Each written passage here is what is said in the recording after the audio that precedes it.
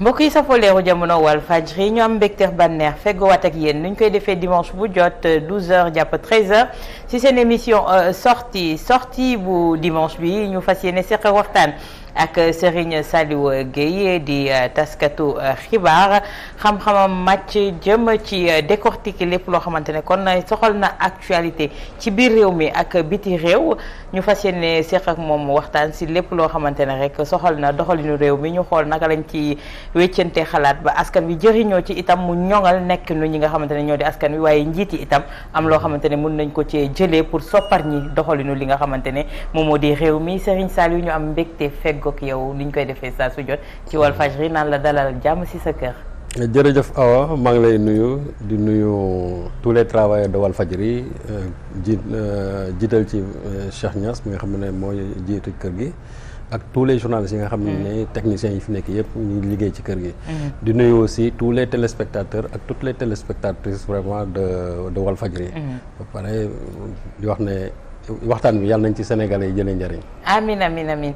Serigne Saliou dañ koy dooree ak l'actualité du moment xam naa ne laataa ñuy ñëw ci biir réew mi dañuy jéggaani dem biti réew ndax gis nañu li xew fi nga xamante ne moom moo di Ukraine tey ñu bëri jàpp ne. kii di Vladimir Poutine mooy nit ku bon kii ndax moom moo songu Ukraine ndax image bi nga xamante ne tey bëgg nañ koo jox Vladimir Poutine c'est la bonne ak information bi ni nga xamante ne noonu la ko ñenn ñi di relayer. waaw xam nga àdduna bi moom li ñu naan indignation sélective dafa yàgg. parce que li nga xam ne Poutine moom la def tey bu ñu delloo ay jamono ca ginnaaw am na ay réew yoo xam ne defoon nañ ko fii te Nations Unies sax dañu approuvé woon loolu. ma jël ci bi ci njëkk boo jëlee le 15 avril 1986 États-Unis jël na base am Angleterre ay avion dem Benghazi Libye bombardé leen te kenn waxu ci dara. Le 30 mars 2013 gis nga li nga xam ne moo xew encore Libye 30 septembre. gis nga li xew Libye. France dem na song Libye ba gis nga fi ñu toll ni tey déstabiliser complètement réew mi. Kadhafi d'ailleurs ci la ñàkkee bakkanam. soo xoolee aussi le 30 mars 2003. États-Unis dem na Irak attaqué ko prétextant que ñoom dañoo amoon ay armes de destruction massive ba pare yàq réew ma Saddam Hussein aussi ca la doxee ñàkk bakkanam depuis lors boo xoolee région boobu sax dafa instable waaw loolu lépp ñu teg ci suñuy bët tey bu fekkente ne am na lu xew entre Russie ak Ukraine Russie dem attaqué Ukraine dañu war a xool jàngat lan moo indi loolu parce que aussi tey xam nga c'est un problème tey géostratégique c'est une question qui se pose aujourd'hui parce que su fekkente ne Ukraine dafa am frontière bu gudd sax ak Russie Ukraine daal di wax ne moom dafa bëgg a dugg OTAN mooy maanaam kuréel yi nga xamante ne kuréel boo xam ni au plan militaire dafa dajale lu mat fanweeri dëkk yoo xam réew yoo xamante ni ñoom seen wàllu bopp dañuy jàpp ne li seen devise mooy kenn kuñ ci laal rek laal nañ keneen ki bu ko fexee ñoom su boobaa dinañ song ki nga xam moo leen laal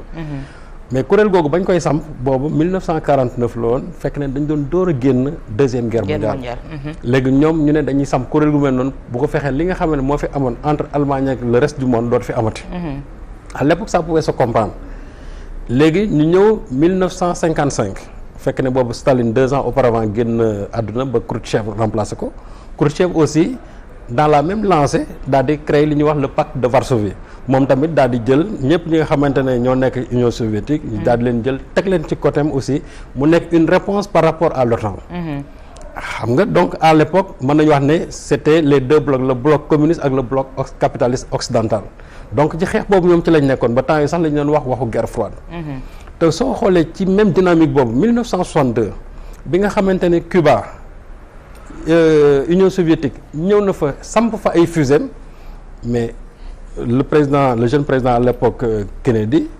lu mu wax jeune président Kennedy dafa waxoon Khrouchtchev ne ko su ngeen jëlewul fii seen fusées yi dina déclencher la troisième guerre mondiale te bu boobaa nag guerre nucléaire lay nekk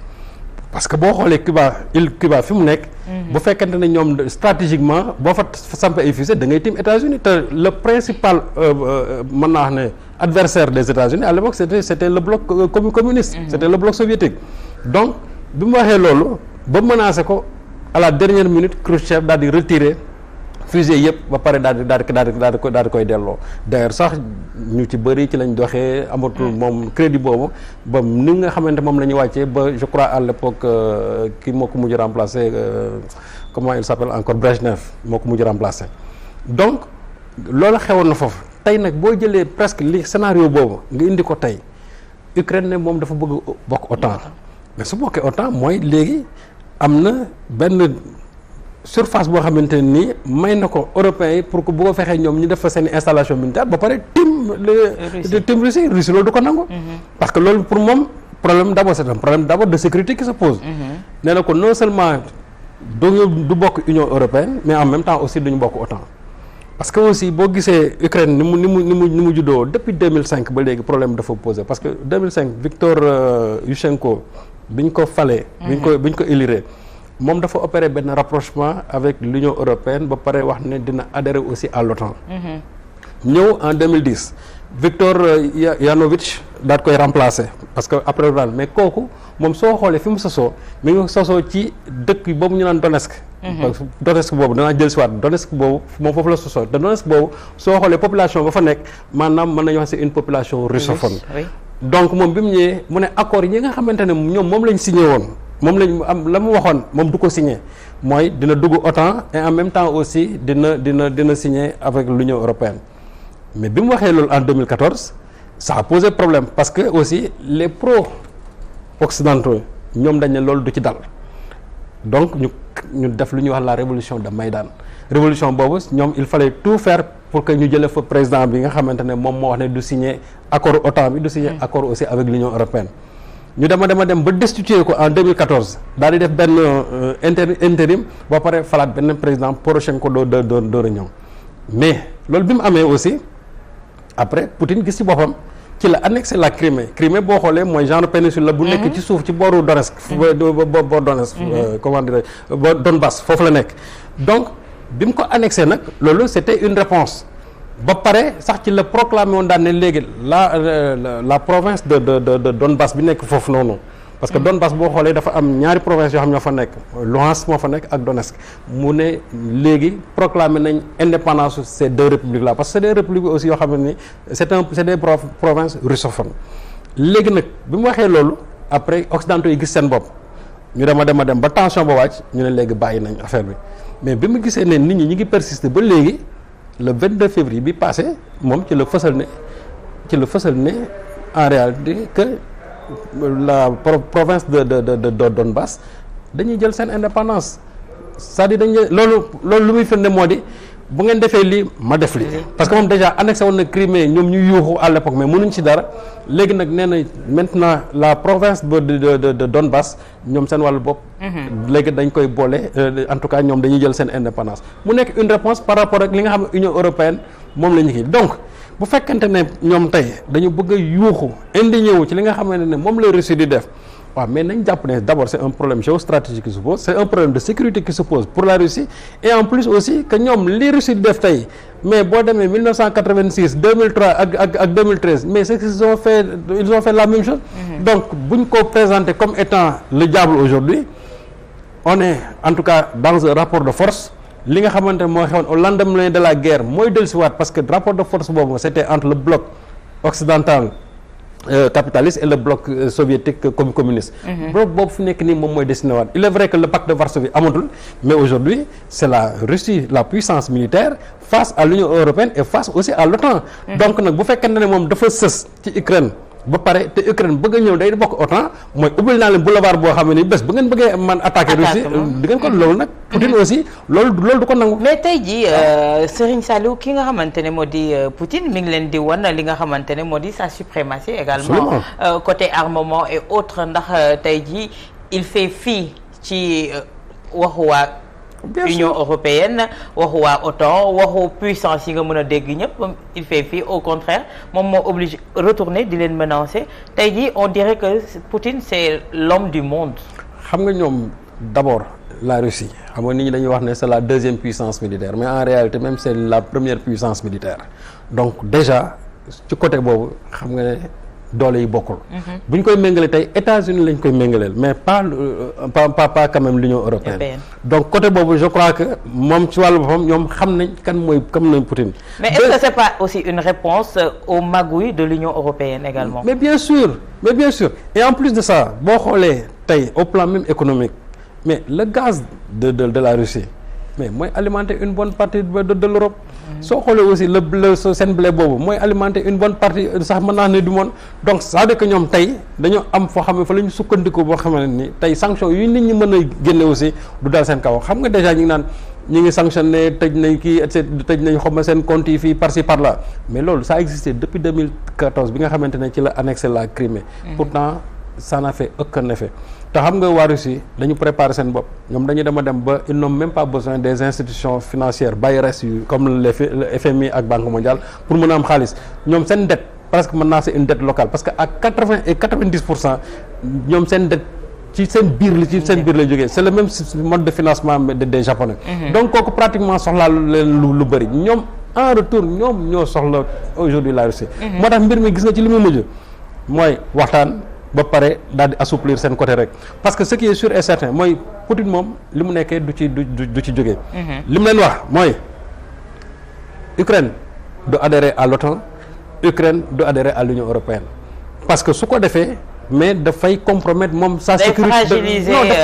da koy sa sécurité gis la américains yi waxoon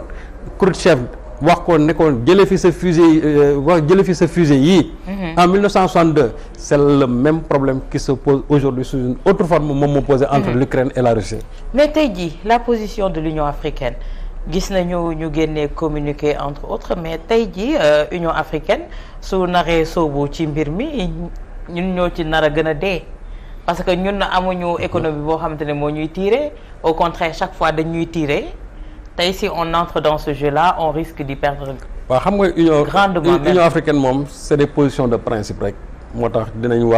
condamner mais duñ ci sori boo xoolee même la Chine nga xam ne c'est une puissance économique même Chine sax ñoom ils n'ont pas condamné. ils n'ont pas condamné ce que la Russie est en train de faire. joxe nañ ci seen position donc da ngay xam ne ñoom tamit mbir mi bëgguñ ci sori. États-Unis waaw.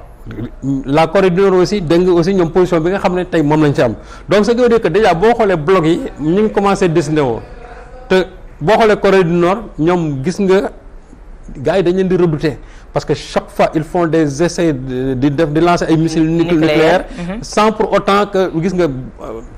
kii bi fi nekk Donald Trump ñaata yoon la interpellé le président coréen ci affaire mais ça ne les a pas empêché quand même de faire ce qu'il devait faire donc pour dire que tey Union africaine ñoom suñ ci waxee c'est une position tout simplement de principe mais xam nañ ñoom seen baat du dégg daa Union africaine problème yi nga xamante ne moo posé wu fii en Afrique déjà mënoo leen sax dégg wala bu leen déggee aussi en tout cas dara du réglé wu donc pour man dañ jàpp naa ne rek c'est une position de principe il y a le concert quand même de peut-être des indignations ou bien peut-être des condamnations te ñoom sax ils n'ont pas condamné dañu wax ne rek bon je crois la Russie dañ génn fii par-ci par-là donc ñoom aussi ils sont très réservés par rapport ak bien sûr ce qui est en train de se passer là-bas. mais est-ce que itam amul loo xamante ne waa Union européenne ngankal nañ ko ki nga xamante ne moo di Poutine mu aju ci wàllu nouvel ordre mondial bi nga xamante ne Poutine l'a tout le temps décrié mu am benn position bu ferme ci côté boobu est-ce que loolu tamit entré wul en jeu dooleeku ci li nga xamante ne mooy mais ñoom du Ukraine sax moo leen soxal en tant que tel. non en réalité xam nga le bloc occidental ñoom ils veulent toujours dominer le monde te boo xoolee dans la tradition soviétique russe ñoom ils ont toujours refusé ça. moo tax boo gisee par exemple au lendemain de la deuxième guerre mu amoon presque division bloc boobu. à l'époque da ngay gis il y avait Staline fii Eisenhower ci beneen côté bi donc bien sûr avec les pays européens ordre boobu à l'époque nga xam ne moo amoon et d'ailleurs guerre froide boobu moo indi presque tey yenn cassures yu bëri ci àdduna bi tey bu fekkee dafa amoon Corée du Nord am Corée du Sud loolu moo koy indi à l'époque Allemagne du Nord bon dama Allemagne fédérale ak RDA loolu moo koy noonu heureusement que bi nga xamante ne bon quand le mur s'est effondré en 1990 il y a eu la réunification mais ba léegi dafa am ay stigmates parce que les deux Corées jusqu'à aujourd'hui ne sont pas encore réunis te xam naa ne ce sera extrêmement difficile parce que ñee c'est toujours des communistes alors que ñii bon ils sont presque pro-occidentaux donc tey Union européenne ñoom le bloc occidental laa bëgg wax sax loolu ñuy bëgg a indiwaat ordre boobu c'est-à-dire loolu la Poutine aussi bëgg bañ ko contrecarrer même su fekkee ne tey une bonne partie parce que boo xoolee alliés mi yëpp à l'époque parce que bi le bloc soviétique tojee en 1991 bon république yooyu yëpp ay la Lettonie Lituanie ay Géorgie Kazakhstan ñoom ñëpp dañu jël seen indépendance mais c'est-à-dire l'épicentre c'était vraiment la Russie te Russie boobu ba léegi moo ngi fi bloc boobu bi mu tojee arsenal militaire bi yëpp mën naa wax ne c'est la Russie moom moo ci bénéficié wu donc Russie boobu militairement ba tey jii ma nga fa mën nañu wax ne au plan économique ñeem mën nañ ko dominer mais au plan militaire parce que xam nañ ne dëkk bi boo amul ngànnaay bu dëgër c'est-à-dire kenn du la respecté te loolu Machiavel daf ko waxoon les nee na les bonnes armes font les bonnes lois donc moom loolu la xam na ne tey addina bi il faut nga am armes yu dëgër yoo xamante ne nii mooy tax nit ñi respecté. il faut être machiavélique non pour exister dans ce monde. mais c'est ça le monde il faut être machiavélique c'est-à-dire si tu n'es pas machiavélique doo ci génn te Poutine en bon Machiavel tey xam na ne loolu rek la mën a def ba gën ak occidentaux yi te li mu wax nii mooy am c'est-à-dire que moom tant que mi ngi foofu Ukraine du dugg OTAN Ukraine dugg Union européenne parce que Zelensky sax moom doon dafa mel ni ku ko doon ñaawal daan ne way même su fekkee loolu signé guñ ko mais ñoom ci seen bopp déjà ils sont dans l'Union européenne ils sont dans l'OTAN mais gis nga tey li nga xam moom la ko jural te bu deful ndànk affaire bi dina gën a métti ci moom su gënee métti tey jii mais la répercussion dans nos pays nous africains lan lañ nar a jural surtout sur le plan économique parce que li may wax parce que déjà xam nga boo xoolee avec le cours du pétrole baril bi su fekkee ne monté na mu am ay tension ñun ñoo ciy gën a dee nous qui ne sommes pas encore producteurs de pétrole nga xam ne ñun nous sommes que des importateurs donc ñun lay gën a métti et en plus aussi le blé bi nga xam ne ñun moom la ñu consommer la plupart du temps moom la ñu defaree mburu mi blé boobu aussi bu fekkee dafa am une tension au niveau international aussi ñun ñoo ciy deeyaat te su boobaa lu mu wóor te wóor ne mooy dinañ ko répercuter ci prix yi nga xamante ne moom la ñuy defaree fii tey en tout cas moom la ñuy jaayee farine bi te farine boobu aussi bu yëkkati ko di nga gis ne mburu mi ñu yokk barki dem danañ ko yokkaat moo tax ma ne ñun nous n'avons pas intérêt à ce que cette tension là perdure parce que bu perdurer ñun danañ ko yëg waaye Union européenne dinañ ko yëg parce que ñoom aussi ñoom seen gaz boobu ñuy consommer la plupart lu ci bëri fee lay jógee blé boobu aussi lu ci bëri fee lay jógee donc je crois que tey li nga xamante ne moo war a am moo di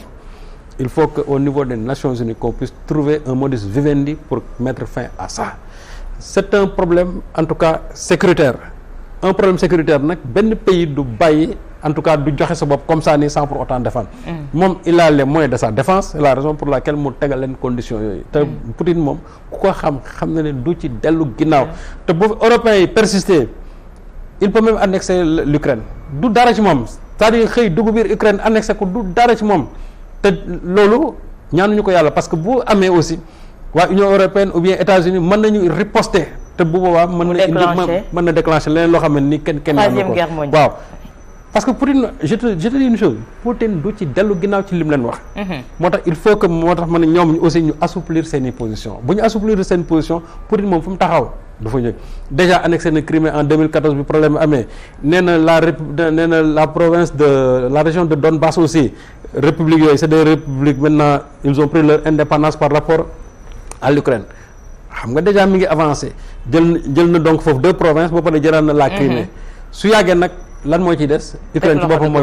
mooy ciy des te du dara laa ci moom tant que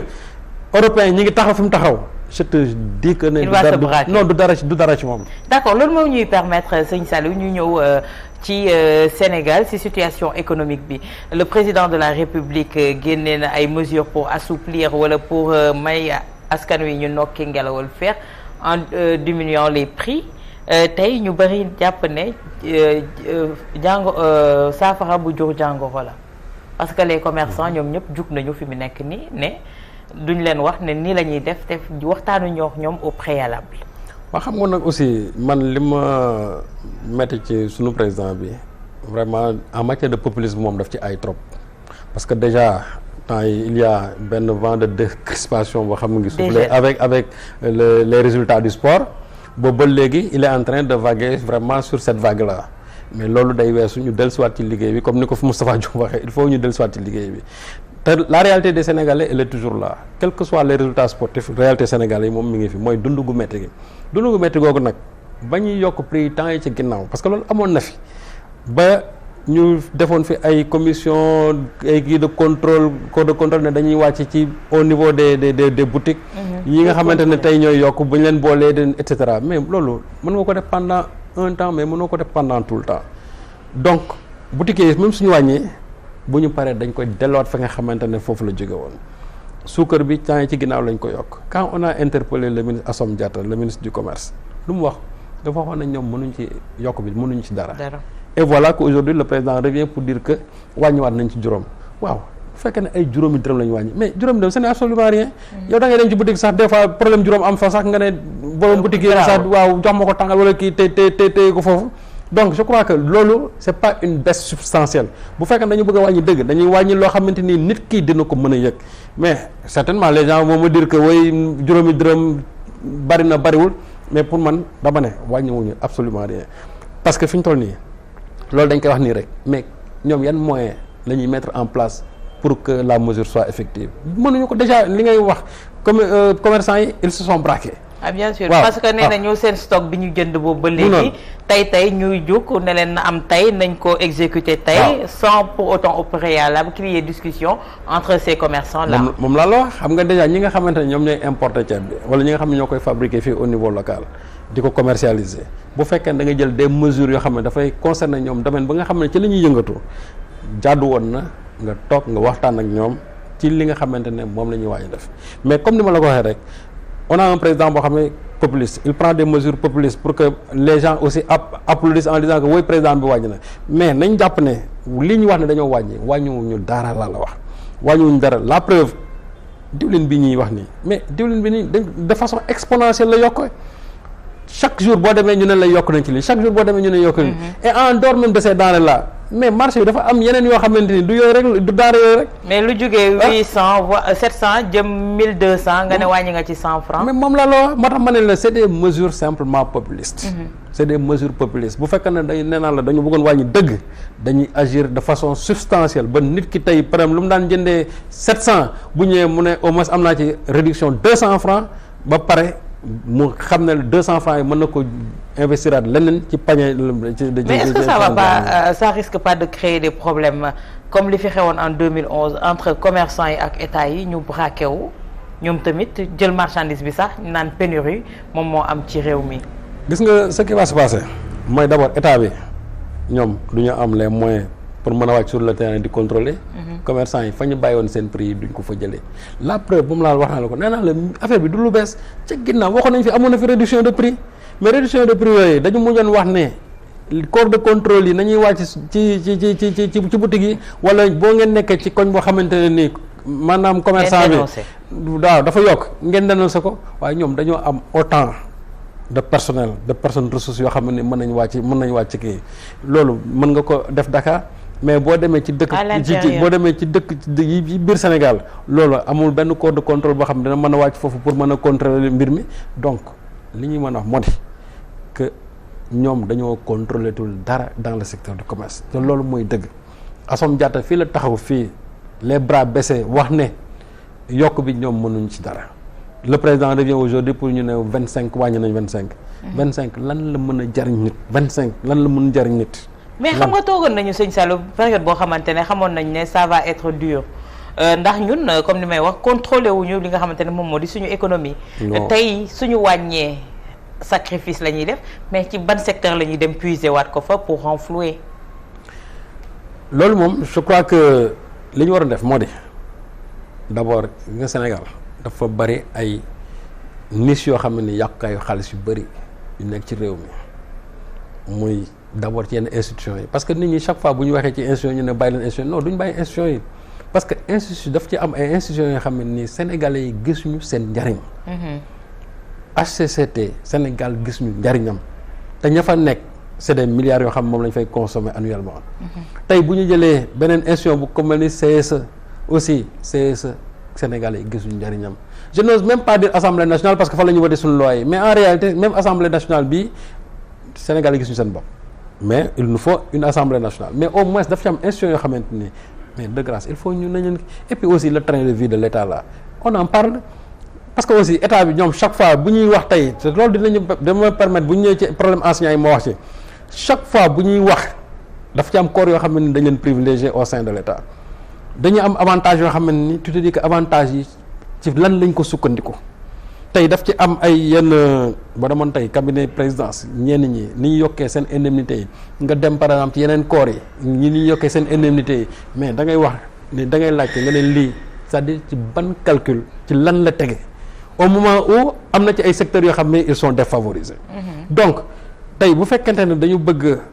am xaalis daf ci am ay niches yoo xamante ni foofu la ñuy fëgg niches yooyu nag moo di il faut supprimer ces institutions-là et puis il faut que le président ait le courage de le faire. En 2012 ba muy ñëw inondation am mais c'est lui qui avait supprimé le Sénat en disant que xaalis bi nekk foofu dañ koy jël réinvestir ko mais le Sénat là moom moo revenir rek ci HCCT bi c'est-à-dire que moom la mu bañoon après daf ko nangu mais institutions yooyu nag pour lan la c'est des institutions pour caser une clientèle politique loolu mooy dëgg institutions yooyu ña fa nekk yëpp ñu ci bëri dañ leen fa yóbbu di leen dagal salaire di leen jox yenn avantages yi mais en réalité li ñuy liggéey sénégalais yi xamuñu ko tey boo defoon sondage fii 99% des sénégalais boo leen waxoon waa CSE lu ñuy liggéey mënuñu la ko wax. boo leen wax HCCT lañ fay liggéey mënuñu la ko wax ce qui veut dire que amuluñu njariñ askan bi donc il faut agir ci yenn niche yooyu nga xamante ne foofu xaalis bi mën a jël et en plus de ça il faut diminuer aussi le train de vie de la présidence. mais train de vie commencé woon na ko wàññeeku bi mu ne oto yi nañu arrêté. waaw mais attention mais xam nga awa aussi mooy li mu wax rek c'est que populisme mooy wax c'est que ñun dañu am un président qui est fort en matière de politique parce que moom bu supprimer lii daf koy yokkaat ci lee parce que boo ne tey yéen xañ naa leen lii mais à côté jox naa leen ay indemnités yoo xam moo leen di permettre c'est-à-dire que wàññi woo dara alors que en réalité ñooñu tey am nañ avantage yoo xam ne nii soo ko wàññi woon te yokkoo leen dara ñoom sax duñ ko yëg mais boo ne leen xañ naa leen tey téléphone portable du amatu leen crédit ba pare nga ne leen dinaa leen jox chaque fin du mois 300 000 francs crédit mais kan moo fi dépensé 300 000 francs crédit boo toogoon sol ko crédit ba mu fees di wootee du 1er au 30 crédit bi sax laa du jeex waxtuma laa quelqu'un boo xam ne ni peut-être que dans la journée li muy woote mën naa wax ne c'est très limité donc bu fekkente ne tey da nga ne jël naa avantage yi tey yéen supprimer naa ko wante lii laa ne leen jox à la place jox naa leen indemnité temps et temps ça signifie que la nga wàññi ci loxo ndijoor bi yokk nga ko ca loxo càmmoñ bi en fait président Macky Sall moom toujours ay wàññeem loolu la boo demee tey indemnité yi nekk à la présidence da ngay yéeme indemnité yeneen corps yi am da ngay yéeme te indemnité yooyu yëpp nag xamoo ci ban base lañ ko reposer pour jox leen ko dañuy toog daal jël chiffre bu leen neex xam ne lii moo leen arrange jox leen ko les épouses des ambassadeurs yi ñu fi waxoon ne ñoom dañ leen jox chaque fin du mois 500 000 francs loolu ci ban rationalité économique la tegewul fenn au moment où des gens yoo xam ne ni jàng nañ ba am seen doctorat à la fin du mois il ne peut même pas percevoir 400 000 francs et vous pensez que c'est ça l'équité dans un pays donc ma ne dafa am ay mbir yoo xam ne dafa nekk ci dëkk bi te loolu moo ñu topp jusqu'à aujourd'hui et puis autre chose bu fekkente ne ñun dañu bëgg au plan économique ñu am yenn autonomie yenn autosuffisance yi dafa am secteur yoo xam ne dañ leen war a dooleel le président Macky Sall a investi beaucoup dans l'agriculture surtout ci affaire pour l'autosuffisance en riz mais le problème qui se pose mooy aujourd'hui depuis 2017 on attendait ñu doon xaar ay résultats pour autosuffisance mais ba tey jii ñi ngi importer ceeb loolu jaaduwul ak xaalis bi nga xamante moom la jógee fan la jaar mooy li ma wax moo tax ma ne xaalis boobu nañ ko auditer parce que je crois que ñi nga xamante ñoo ko doon def dañ ko tegoon ci ay calculs yu leer en disant que par exemple bu ñu injecter lii dans le secteur dinañu jural résultat en fin de compte mën na am sax mu refausser résultats yi mais di nga ci réinjecter waat peut-être pour mu corriger résultats yi ñëw mais boobu ba léegi on attend et les résultats on n'a pas vu il y a autant de milliards yoo xam ne dugal nañ ko ci biir. et dans beaucoup de secteurs apparemment on est réfractaire au contrôle wala à la légalité. non mooy li mu la c'est-à-dire que Sénégal kenn du fi contrôler dara fii on ne contrôle que les adversaires du président de la République duñu contrôler dara président bi moo ko wax sax moom il a dit nee na man am na dossier yu bari yoo xam maa jël teg ci sama conco c'est-à-dire que donc fii corps de contrôle yi dañuy liggéey bay bëgg a dee dara du mujj fenn corps de kii daal ni ñuy corps de contrôle yi seen liggéey ci ñi muy jariñ moo di ñi nga xamante ne tey ñoom ñooy nekk les adversaires du président wala kuñ ci bëgg a xoxatal bu subaa mais est-ce que ces corps de contrôle sont autonomes aussi amuñu benn autonomie bi moo tax mënuñu contrôler loo xamante ne xam nga après dina suivi des faits xam nga IGE moom il dépend de la présidence président Macky Sall dans son yoonu yokkute moom moo fi promettre ne bés bu ma jëlee réew mi IGE dama koy génne présidence mu nekk une institution autonome waaye gis nañ ne moom ba mu toogee ba léegi IGE ba léegi moom ña nga présidence fa la ñuy yeewoo la Cour des comptes aussi ñoom peut-être autonomie bi ñu waroon am jusqu'à aujourd'hui dafa des parce que ñoom am nañ liberté publier par exemple seen rapport yi mais après avoir bien sûr déposé le rapport au niveau de la présidence de la République mais gis nga aussi ñoom leen tënk boobu ba léegi OFNAC aussi même chose OFNAC bu jëlee liggéeyam ba pare dem jébal procureur le procureur fait le mort parce que tout simplement il n'a pas reçu d'injonction de son kilifa qui est comment dirais-je le ministre de la justice donc mooy kilifaam su ko joxul ndigal moom aussi du exploiter dara donc léegi kon corps de contrôle yi jarañatul dara parce que fekkee ne corps de contrôle dafa war assainir une gouvernance moom da wax na gouvernance sobre et vertueuse la gouvernance vertueuse nag day fekk nga am corps de contrôle yu fonctionnel te la nga xam ne moom la ñuy génne ñu jël ko di ko jëfandikoo di ko jox ñi ñu ko war a jox ñi ñu ko war a jox nag moo di ñi nga xamante ne ñoom ñoo yore wàllu yoon ku nekk la nga def ñu woo la interroger la audit yi contrôle bi cela ne veut pas dire que def nga cela ne veut pas dire aussi que defuloo mais am na ñoo xam ne nii seen yàlla may na leen seen xel ci loolu la màcc loolu lañ jàng soo ñëwee ñoom dañuy xool ndax def nga defuloo su fekkente ne tu as fait une mauvaise gestion li ñu war a teg sa kaw ñu teg ko sa kaw su fekkee ne aussi li ñu lay tuumaal dara amu ci aussi ñu bàyyi la nga dem nga continuer si liggéey malheureusement dans ce pays fii ñi ñu fi jàpp yëpp gis nga leen ñi ñu fi jàpp yëpp c'est des adversaires du président de la République ñooñu lañ fi tuumaal wax ne ñoo fi kii et cetera mais ba Macky Sall commencé ba léegi 2012 mos nga fi dégg fii benn responsable rek la bu APR wala bu Benno Bokk Yaakaar bu ñu jàpp sur une mauvaise gouvernance ou bien sur une mauvaise gestion amul te pourtant audit yi yu ci bëri xam nañ pourtant ñi nga xamante ne ñoom lañ épinglé maire Benno Bokk Yaakaar yi nga xamante ne njombel la ñuy def sur le foncier il y a des audits qui ont été effectués mais ba léegi audits yooyu kenn laalu leen pourquoi parce que simplement ce sont des protégés du président de la République même député yi ñuy jàpp nii récemment il a fallu que les gens élèvent la voix wax ci bay bëgg a dee ñu door a dem jël leen jàpp te à brève échéance di nga gis ñu ne député yooyu am nañ liberté provisoire génn na leen bàyyi nañ leen. bi sa sañ nañ ko nag. dina ci am xam lu tax parce que xam nga liggéey bi dafa waroon yem ci député yi depuis loolu ba léegi da nga déggati leneen pourtant on a dit que la présidence a été éclaboussée par le ministère des affaires étrangères te man loolu yàggoon naa ko wax mais yemul foofu. mais est-ce que au niveau des mairies yi ñu doon demee di fa def les certificats les faux certificats de mariage waaw du ñu étendre enquête bi ba ci collectivités yi xool ñi nga xamante ne seen responsabilité engagé la ñu jàpp leen aussi ñoom dem tëj leen parce que dañu fauté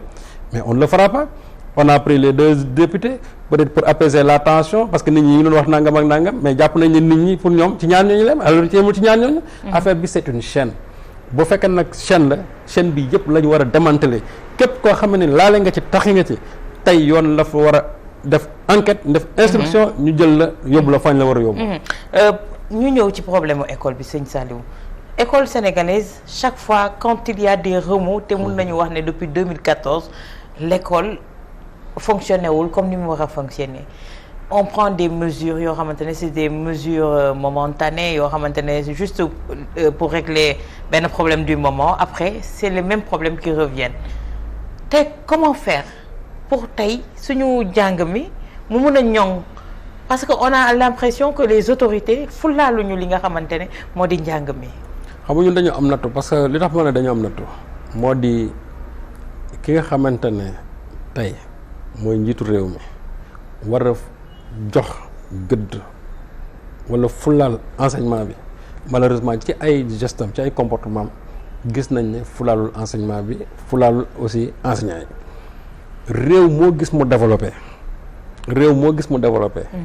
ay jàngalekatam moo tax réew moom développé parce que réew li koy développé mooy xam-xam te xam-xam bi ñu koy joxe mooy enseignant yooyu nag boo leen mettrewul dans des conditions yu nga xamante ne yu baax la yu baax a baax sax laa wax boo leen ci dugalul sa réew moomu du avancé dinañ taf yëngal def lu ne mais tant que joxuñu enseignants yi seen gëdd billaay ak pétrole bu ñu mën a am lu mu bëri su boobaa mën a tant que amuloo ñoo xam ne dañ mën a xëy sa ressources yooyu ñu mën ko xam nañ lañ koy gérer su boobaa ce pays du dem fenn. mais à quelle fin la ñuy jël njàng mi ni ko soofantal lu tax luñ ci jublu. waaw mooy loolu moom moo leen permettre ñu développer parce que ñoom boo leen déggee seen raisonnement dañu jàpp ne njàng mi dañ fay dugal xaalis bu bari boo xam ne ni in fine du génne dara. on nous parle de 40% du budget chaque année. moom la ñuy wax c'est-à-dire ñoom chaque fois ils disent ça. mais la répartition man 40% yi nag war nañ koo wax ne lan moo tax 40% yooyu boolewuñ ci école ngent boobu nekk fee jam ñaajo école boo xam ay craintin lañ ko defaree en face d'un stade qui a coûté 155 milliards moo tax ma ne la gis nga li nga xam ne ñu ngi koy bëgg a régler ñu ngi koy régler de stade bi ba ñu waxee nañ ko bëgg a régler 150 milliards yi ça fait 17 mois ils ont ça université Amadou Mahtar Mbow depuis kañ la pratiquement c'est presque une dizaine d'années depuis Amadou Mahtar Mbow ba léegi mënul fexe ba pare et pourtant stade bi on l'a construit en 17 mois ça veut dire que donc li nga xamante ne def nañ ko priorité loolu du taxaw li ñu deful priorité mooy taxaw te njàng mi defuñu ko priorité parce que enseignants yi li nga xam moom la ñuy revendiquer c'est simple ils ont constaté que dans la fonction publique il y a eu quand même des disparités indemnitaires et salariales ñu poser problème bi ñu ne il y a ce qu'on appelle le problème du système de rémunération il faut ñu corriger ko parce que ça a été déglingué ci reñu Ablaye Wade moo xëy aussi yenn corps yi pour on ne sait quelle raison yokkal magistrat yi fii yokkal fii et cetera c'est vrai c'est des Sénégalais c'est des travailleurs mérité nañ ko mais nag bu ko defal ñu bàyyi ñi parce que bu fekkente ne ñoom dañu bokk les mêmes écoles bon les mêmes universités peut-être bokkuñu ay écoles de formation mais ils ont les mêmes diplômes wala ñii sax da ngay dem fekk ay doctorat fii ay docteur fii fait peut-être mën nga fa sax bañ am ay docteur ñii sur quelle base la ñu war a mën a toog am salaire yoo xam ne dafay quadrupler salaire enseignants yi alors que enseignants yi boo demoon tey peut-être ki ci gën a faible en tout cas au niveau secondaire au moins il a le bac il y a des docteurs au niveau de l'enseignement secondaire waaye léegi ñoom amuñu droit tey ñu xool système bi xam ne mbir mi dafa leen défavoriser ñu ne léegi nañ ko tegal taabal ji le président Macky Sall en 2015 commandité benn étude ñu def ko on a audité ñu xool ñu ne effectivement mbir mi ils ont donné les résultats mais résultats yooyu ils n'ont même mosuñu ko ñemee laal parce que bañ ko xoolee ñoom dañ jàpp ne lii mënuñu ko corriger mais même suñu ko mënul corriger ñi nga xam ne ñoo posé woon problème bi da nga leen di woo nga waxtaan ak ñoom nga leen mbir mi day mi ngi nii wante lii nag caaxaan saafarawu ko mais nag ci li ñu mën mooy lii ak lii nga waxtaan parce que fii ñun ñëpp nous sommes des Sénégalais on appartient à ce pays là ku ci nekk am nga benn degré de conscience boo xam ne ni xam nga luy jëmee réew mi kanam xam nga lu koy delloo ginnaaw. Mais des négociations on en a connu des séries et des séries de négociations Serigne Saliou mais ça n'aboutit jamais mooy li mu la mais xamul tax mooy li mu mais parce que njàng mi moo leen soxlul j'ai l'impression que aujourd'hui état bi dafa mel ni de plus en plus dañu bëgg a privatiser même njàng mi parce que chaque fois bu ñu jógee ci mel ni école privée yi day yokk yenn parents yi ñenn amuñ sax ay moyens mais il faut se dire que man dama bëgg a sauver sama doom dootuma ko dugal ci école publique alors que en réalité école publique bi ñooñu di wax yëpp c'est des produits de l'école publique gis nga école publique soo ko naxasawee c'est-à-dire sa réew du dem fenn c'est ce qui est en train d'arriver li ñuy wax ci milliards yooyu ñuy investir quasiment les 40% ay wax la mais benn 40% demu ci 40% yi en tout cas feeñul ci école yi feeñul ci infrastructure yi feeñul encore sur les enseignants feeñul encore ci élèves yi te loolu je crois que tey bu fekkoon ne amoon na réellement war na feeñ ci ñëpp ñi nga xam ne ce sont des acteurs de l'école malheureusement le résultat qu'on est en tout cas qu'on a vu ci école bi gis nañ ne tey école bi sooxe boo xamante li ko indi yëpp moo di état bi li mu war a def ci école bi defu ko li mu war a def ci ñiy jàngale ci biir école yi defu ko ñi nga xam ne aussi ñoom la ñuy jàngal aussi état bi la mu war a def ci ñoom defuñu ko système de rémunération boobu ma doon wax léegi mais c'est un problème parce que tey bu fekkente ne yéen da ngeen a am les mêmes diplômes et on dit à diplôme égal salaire égal ngeen am le même niveau de certification académique nga ñëw yow ki nga xam ne sax yow jàpp nga ne kii yaa ko ëpp diplôme yaa ko ëpp certification moom mi ngi touché loo xam yow touché woo ko waaw mais loolu du iniquité la loolu nag il va falloir corriger ça enseignants yi problème boobu lañ posé te xamul lu ci gën a métti mooy manipulation bi nga xamante ne moom la gouvernement bi def parce que li tax mën a dañuy manipuler ñoom soo ñëwee ñu xëy daal def seen communiqué on a augmenté 69 milliards waaw mais yow ñi nga augmenté 69 milliards annuellement ñoom seen impôt 69 milliards la enseignants yi 69 milliards la ñuy fay impôt annuellement les enseignants payent 69 milliards kon seen impôt rek lañ leen reversé moom laa leen wax donc bu ñu léegi yow 69 milliards mooy yow la ma lay jox man xëccaat naa ko fii ci xëccaat naa ko seen impôt yi donc nañu bàyyi la manipulation des chiffres le problème qui se pose aujourd'hui c'est ne pas de manipuler l'opinion parce que boo tëbee nga ne jóge naa 69 milliards léegi dem naa 90 milliards dans l'opinion l'imagerie populaire xam nga lu ñuy wax enseignants yi di yokkalaat nañ leen tant de milliards def nañ ci 90 milliards mais 90 milliards yooyu nañu wax enseignants ñaata lañ suñu waxoon tey enseignants ñaata lañ bu ñu waxoon ñaata la ci impôt bi di jël les enseignants se retrouveraient avec des sommes minables encore de 50 000 or ci ginnaaw nu ñu def am na ci ay corps yoo xamante ni moom laa doon wax sànq ay corps yoo xam ne dañuy xëy rek dans le souci ne dañuy corriger le système de rémunération corps yooyu ñu xëy rek ne bëreet ñu nekk ci kaw ñu ne am ngeen 400 000 ñi ci topp ñu ne am nañ 300 000 ñi ci gën a tuuti léegi quasiment 250 000 la ñu am waaw yow léegi enseignant bi yow ñu ne yow daal mérité woo am 400 000 te boo leen laajee xam nga argument bu ñu lay tegal di gën a bëri loolu la ñuy wax enseignant yi da ngeen bëri. Tu penses qu'un État doit raisonner sur la base du nombre, pas d'une certification, pas sur la base d'un diplôme, mais sur la base du nombre. Ça veut dire que donc tey daal ku bokk ci enseignant yi tu dois être un misérable, tu dois mourir pauvre. loolu mooy seen raisonnement. Mais finalement moi je me pose la question de savoir ñun ban état lañ am parce que su fekkente ne léegi critères yi ñuy joxe mooy le critère numérique kon nag su boobaa. di nga gis ne kenn dootul dugg dans l'enseignement parce que boo ci nee dugg di nga ne man naa dem ci corps boo xamante ne nii bari nañ te amuñu benn avantage su boobaa nit ñi dañuy jël dañuy bedde ko te boo demoon tey ay pays ma daaneel fa un pays comme la Corée du Sud un pays comme l'Allemagne c'est pas n'importe qui moo fay nekk un enseignant gis nga foofu enseignant yi dañ leen di tànn dañuy xam fii kan moo war a nekk enseignant te enseignant yi gis nga fa privilège yi ñu am ñi nga xamante ne ñoo nekk foofu ay ministre amuñu privilège yooyu fii nag dans ce pays là non, l'enseignant doit être un misérable, l'enseignant doit être un pauvre, l'enseignant il n'a pas droit à une vie heureuse, l'enseignant bi daal fu mu toll na toroxlu wala dem xari matt ba bay bëgg a dee nag état bi kenn du la yërëm te fu ñu tourné nag parents d'élèves yi dañ leen di xas fu ñu tourné population bi dañ leen di xas état bi dañ leen di xas dañuy dem sax ba des fois élèves yi aussi dañ leen di xas les enseignants sont seuls dans cette bataille là. Personne ne partage cette bataille avec les enseignants ñoom donc fi nekk ñoo koy xeexal seen bopp ñi ci toog di wax yëpp dañuy tourner bu ñu waxee fee lee dal ci kaw enseignants yi am na ñoo xam ne sax dem nañ ba naan enseignants yi dañoo politiser ay xobala la loolu wax ju yàqu la fii benn même su fekkee ne ñoom dañu am ay partis politiques. mais est-ce que loolu tamit du indi doyadal bi ñu leen di doyadal ndax suñu toogee léegi on entend les enseignants libéraux les enseignants républicains les enseignants patriotes les enseignants entre autres loolu de tout temps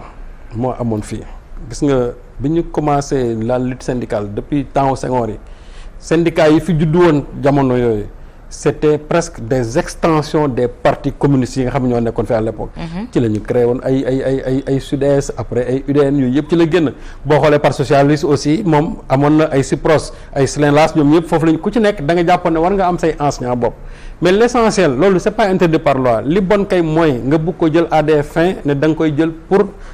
jàppale sa parti mais c'est ce qu'on voit maintenant nag. waaw mais peut-être que ñoo les degrés de maturité bu ñu amoon pour am perception boobu ñu amuñu ko mais tey li ma wax nii te loolu man dama ci am lu ma leer gis nga tey boo jëlee les deux principaux syndicats de l'enseignement secondaire muy le SAEMS muy le CUSEMS soo xoolee syndicats yi ni ñu juddoo dans les années 2000 ni ñu juddoo c'est des syndicats yoo xam ne ñoom dañu rompre ak ñi nga xamante ne mooy nekkoon syndicats yi nga xam ne c'était des empannistes des partis politiques ñooñu ci conditions yi lañ juddoo ñoom seen base lan la woon c'est-à-dire il n'est pas question de parler de politique dans le milieu syndical te ñi nga xam ne ñoo ko jiitee mënoo xam tey ñoom fan la ñu bokk te ñi ma ci gis ñu nekk ci c'est des gens qui sont tellement responsables que kenn mën leen a manipuler à des fins politiques. Maintenant quoi faire pour régler le problème de l'éducation? Ce qu'il faut faire des mesures pérennes yoo xamante ne dina indi qualité dans l'enseignement. niveau yi itam évoluer. xam nga defoon nañ fi les assises de l'éducation. dañu jàppoon ne bañ ci jógee dina am benn pacte de stabilité boo xamante ne nii grève dootu fi am mais aussi que accord dañu waxoon réaliste et réalisable danañ ko appliquer de sorte que secteur bi dootul am benn trouble mais su fekkente ne ay magi jëm dañuy toog joxe seen kàddu ba pare xëy amuñu benn échéancier ci li ñuy wax pour régler problème enseignants yi jàpp ne daal ñoom enseignants yi peut-être que duñu dara au point que chaque fois bu ñu signé ak ñoom ay accord duñ ko réaliser te bu ñu wax ne nag problème xaalis amul ci réew mi de déedéet xaalis am na fi de y a de l'argent pour ça moom kay ne xaalis bi ca la leen soxal lañ koy dugal mais bu dee nag xaalis bi dafa dem ci poche enseignants yi ci seen wàll bopp non xaalis boobu moom kon amu fi léegi nag suñu bëggee tey secteur bi dootul am trouble dañuy war a régler lu bari d'abord problème abri provisoire waratul am ci réew mi problème infrastructure waratul poser ci réew mi problème table banc waratul poser ci mais ña nga xamante ne ñooy xëy di jàngal ndaw ñi ñooñu aussi mettre leen dans des conditions yoo xam ne comme ni nga mettre les autres corps c'est-à-dire ci même condition yooyu mais nag boo leen di gën laate kii à côté yow am nga bac plus 6 kii am bac plus 2 plus 3 ba pare am salaire boo xam ne ngi quadruplé sa salaire wala di ko triplé foofa injustice la te injustice nag moom li comme ni ci nit ñi wax rek seule la lutte libère te loolu moo tax enseignants yi tey di xeex te revendication yi nga xam ne moom lañ nekkee ni c'est des revendications qui sont légitimes enseignants yi tey bu ñu régloon seen problème non seulement di nga gis ne secteur bi dina retrouver sa sérénité et dina déteindre encore sur les résultats parce que nag personne n'est plus patriote que les enseignants kenn gën leen nekk ay patriotes bu ñuy wax l'amour de ce pays là enseignants ils se sont sacrifiés pendant le Covid ñaata enseignants ñoo dee ci Covid pourtant kenn waxu ko fi enseignants yi li ñu perte ci Covid bi wax naa à part peut-être le secteur de la santé amul beneen secteur boo xam ne perte na et pourtant loolu c'est dans le seul souci d'aller donner du savoir à des apprenants état bi loolu waroon na ko reconnaître que les enseignants se sont donnés là où peut-être ñu ci bëri nanguwuñ ko woon def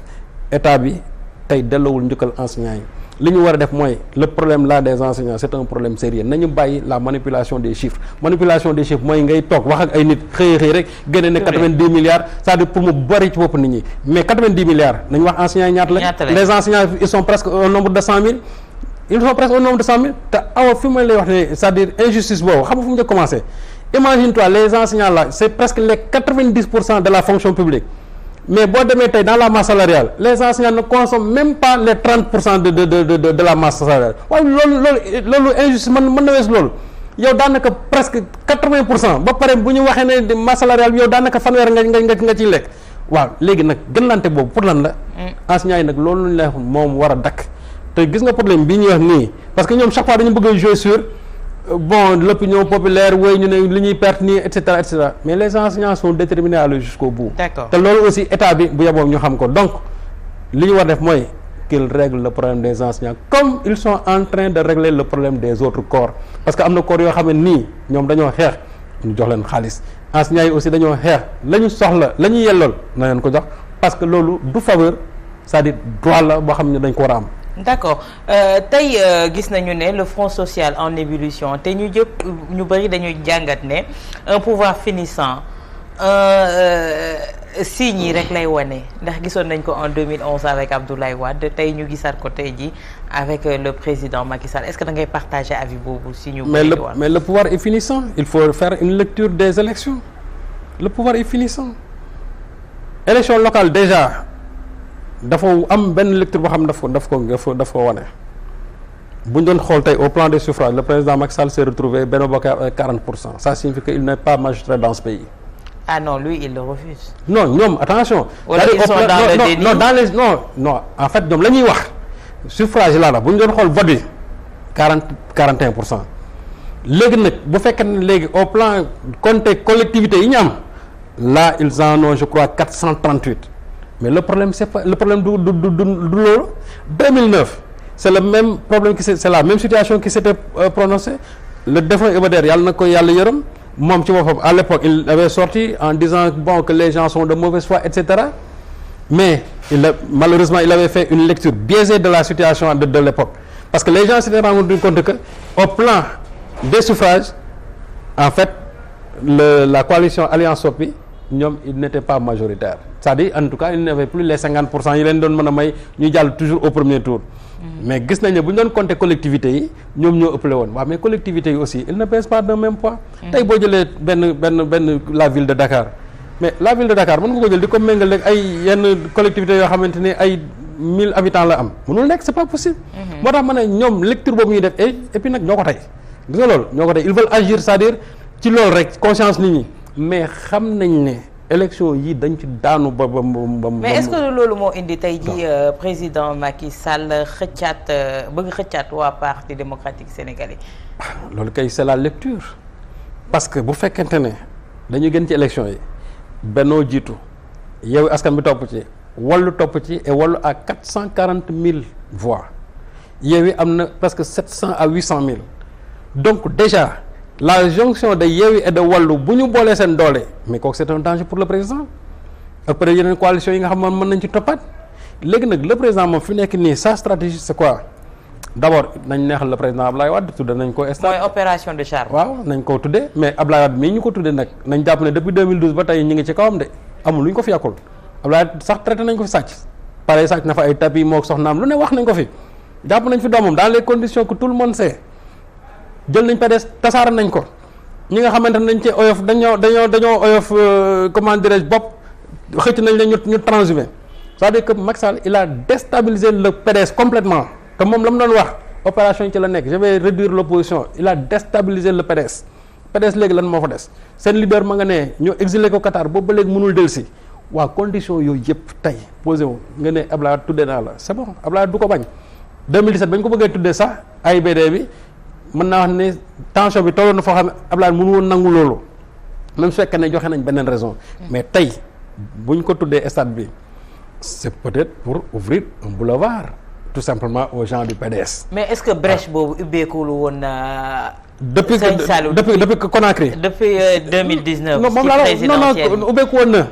ubbeeku na brèche boobu ubbeeku woon na depuis le protocole de Conakry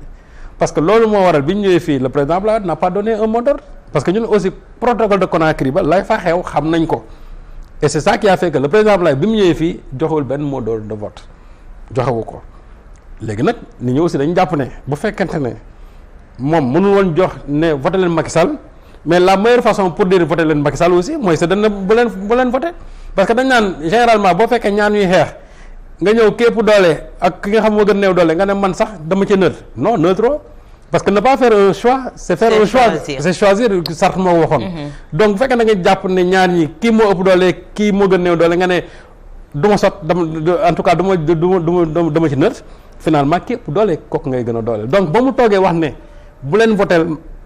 kenn boobu en réalité boo ko jàngatee mooy voter pour le président Macky Sall. mais tey est-ce que kon mettre ñu en branle seen machine bi ñu waxoon ne dañu bëgg les libéraux rester au pouvoir pendant 50 ans ci yoon boobu la ñu nekk tey jii mais est-ce que les autres membres de l'opposition l'ont compris notamment la grande coalition Yewwi mi nga xamante ne tey jii qu'on le veuille ou non nekk nañu au devant. Yewwi est devenu une force politique c'est la première force politique de l'opposition mais xam nga li ñuy wax naan on va rester au pouvoir pendant 50 ans libéraux yi bon loolu c'est un vœu pieux rek gis nga socialistes yi jamono Abdou Diouf daanaka ba ñuy waaj a jeexal ñoom loolu lañ doon wax foo déggee gars yi di ko wax rek jàppal ne actuellement c'est li ñuy wax naan le chant du cygne maanaam on est au crépuscule du règne quasiment de Benno Bokk Yaakaar te loolu gis nga li mu wax nii loolu moo am actuellement non on va vers sa fin d'abord le président Macky Sall ne peut plus se présenter en 2024 il y a des problèmes qui se posent aujourd'hui au sein de sa majorité kan moo ko fiy wuutu au sein de sa majorité ba léegi ñoom bataille boobu réglé guñ ko la question du troisième mandat moom nañ ko jël teg ko fële loolu moom je crois que les Sénégalais l'ont déjà réglé aujourd'hui dem nañ ci locales yi ñoom jàpp nañ gis nañ ne ils ont régressé en termes de voix régressé nañ on va vers les locales te le danger xam nga tey mooy lan gis nga collectivité yi nga xamante ne moom la Yewwi Askan bi gagné su ko gagné waatee ci législative yi ça signifie que au plan département c'est-à-dire rek ci raw gàddu yi rek foofu raw gàddu rek la de dinañ am au minimum presque 60 voix. ndax yaakaar nga ne tey ci législative yi ñu jëm mën nañu xaar Wallu ak Yewwi ñu ànd parce que Wallu nee nañu Yewwi nee nañ ibbi nañ seen loxo te kaaw Pikine bi woowoon nañu waa Yewwi pour ñu jàppale leen ñoom waa Wallu est-ce que yaakaar nga ne ci ni mu dessiné wu reconfiguration bi ñuy gis c'est possible. xam nga mën na am ñaari scénario Wallu mën na ànd ak Macky Sall Wallu mën na ànd ak Yewwi ça dépendra nag ca la leen di président Macky Sall tegal ci table. mais lan moo gën a jege fi mu nekk nii. non fi li gën a jege mooy le président Macky Sall di teg ci table ji parce que tey waa Wallu li wóote woon mooy seen leader politique bu dellusiwaatee ci réew mi recouvrer ses droits. xaalis ba ñu waxoon ne moom la yoreel nguur gi ñu ne xaalis ba baal nañ ko wala xaalis ba dootu ko fay wala ñu réhabiliter ko ça dépend wala ñu amnistier ko man jàpp naa ne sax Karim Wade n'a jamais perdu ses droits mais comme que ñoom loolu la ñu wax donc ñoom ñu amnistier ko indil ko loolu lépp teg ñu ne ko jongante yi di ñëw 2024 war nga ca mën a bokk conditions yooyu de bés bu ñu leen ko tegalee li wóote woon ne mooy PDS ils ne vont pas cracher là-dessus ce qui est sûr et certain mooy que dinañ nangu conditions yi léegi nag la première lecture bu ñuy def mooy attendons ce gouvernement là est-ce que des éléments du PDS vont intégrer ce gouvernement parce que bu ñu ci duggee mooy ça signifie que déjà li ñu entamé woon Conakry continuer ko keroog ci stade bi actuellement mooy continuer ci gouvernement bi di ñëw je ne suis pas dans des supputations def ma météo politique mais dama ne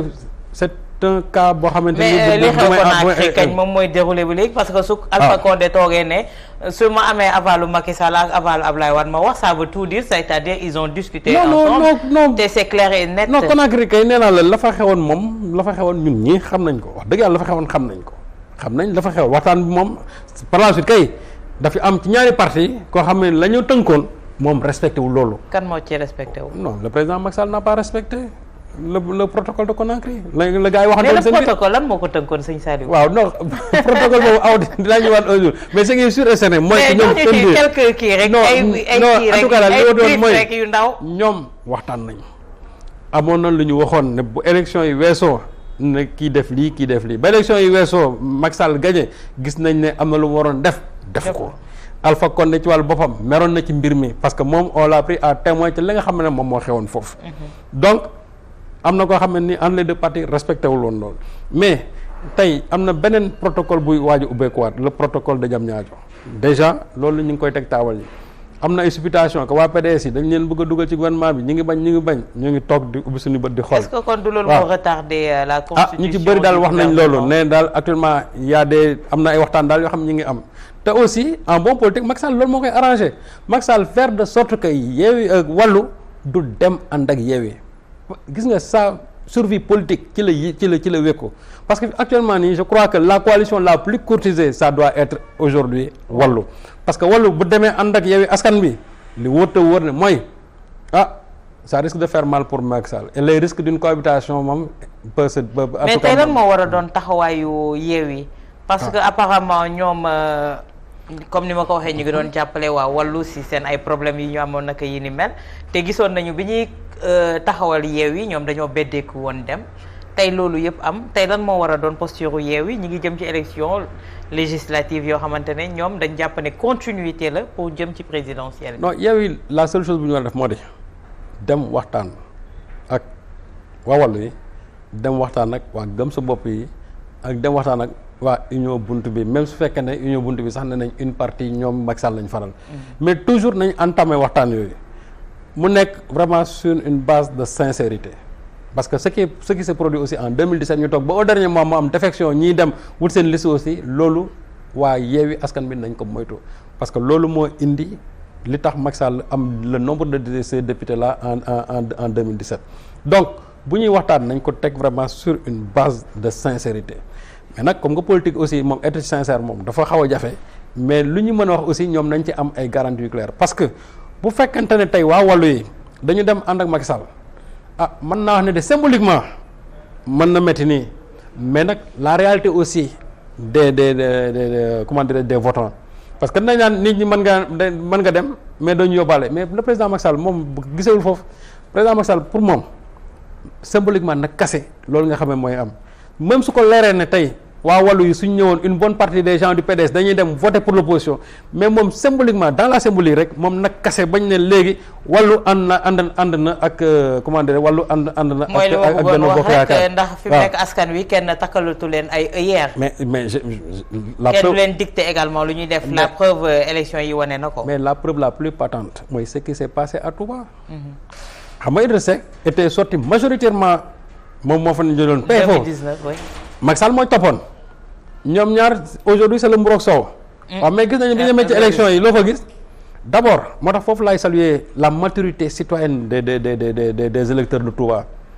électeurs Touba yi ñoom dañu bañ ne dañu dem voter ci benn Touba fait presque un potentiel de 300 000 électeurs waa Touba yi ñoom ne bokkuñu duñ c'est-à-dire duñu dem voter ji benn te ñi dem voter ji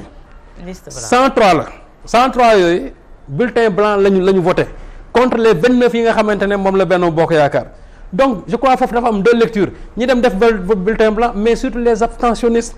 et pourtant Idrissa Seck ba muy door a dugg nee na ñoo boo boolee sama lii ak lii presque ñun nous sommes à 90% à Touba ça n'a pas été le cas partout nag dans le pays c'est comme ça et même si demain ce cas de figure là se réalise wàllu bu demee fekk aussi le président Macky Sall ce qui est sûr et certain mooy li dal réew mi ba réew mi léegi est devenu inexistant moo nar a dal waa PDS et je crois que le PDS est dans une phase de relance et dans une phase peut-être de reconstruction am na yenn erreur yoo xam ne ñoom war nañ ci bañ a dugg parce que nag aussi le président Macky Sall comme je l'ai dit il est en fin de règne il fera tout pour sauver li nga xamante ne moo ko fi dese d'ici les 2 ans. Et il faut que le PDS aussi soit conscient de ça ñoom suñu conscient wul ci loolu Macky Sall non seulement dina daanu mais aussi dina leen yóbbaale ci dans sa chute. merci Serigne Saliou waxtu bi xoj nañu ñu jaajëfal la bu baax. ci wuy si bi ak émission sortie. merci Awa j'espère que waxtaan bi en tout cas sénégalais yi tiré nañ ci profit. di am mbégte aussi comme ni ma ko waxoon rek au début de l'émission ñëwaat fi Walfadjri qui est vraiment ma maison. waaw di remercier waa kër gi di remercier njiitu kër gi yow aussi ma lay remercier vraiment ci émission bi. merci beaucoup Serigne Saliou Gueye sama Serigne su ma toogee moom waxtaan bi nii rek lay mën a demee ñu koy jaajëfal ma fegg woon ci itam ak beneen Serigne Saliou muy Serigne Saliou Bey ma koy jaajëfal bu baax Ibou Gueye ak Louis Faye di leen jaajëfal ñoom Pape Samb également. di leen jaajëfal du côté de la régie et de la réalisation Charles René Fall également ma koy jaajëfal bu baax di jaajëfal Dieyna Dabo Ba ci montage bi di leen jaajëfal yéen ñi safo leeru jamono Walfadjri rendez-vous est pris pour dimanche prochain bu soobee suñu borom.